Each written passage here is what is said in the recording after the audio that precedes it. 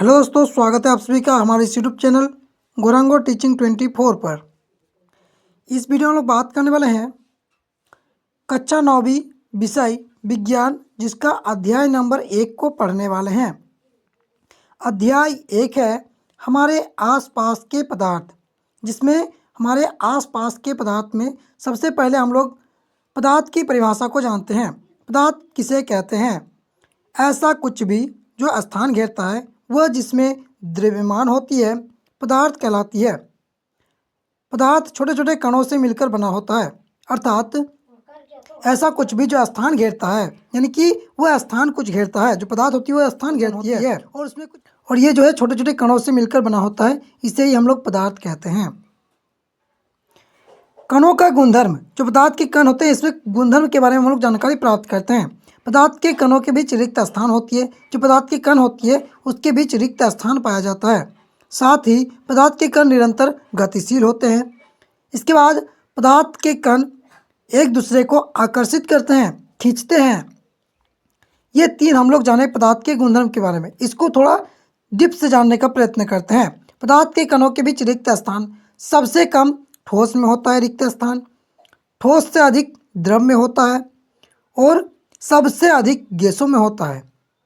यहाँ पर 3 बॉक्स दिखाया जाएगा, जहाँ पर सबसे पहला बॉक्स जो है इसमें कण जो है बहुत ही पास पास दिखाया गया है, जो ठोस को दर्शाया गया है।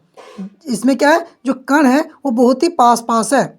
दूसरा आपका जो बॉक्स दिखाया जा रहा है, यहाँ पर जो कण है ये थोड़ी दूर दूर है। ये द्रव को दिखाया गया है कि द्रव में जो रिक्त स्थान होती है थोड़ा दूर दूर होती है, यानी कि सबसे थोड़ा सा कम होती है। गैसों में सबसे अधिक होती है। यहाँ पर कण जो है वो बहुत ही दूर दूर है। यहाँ पर दिखाया गया है जो कण है वो बहुत दूर दूर है।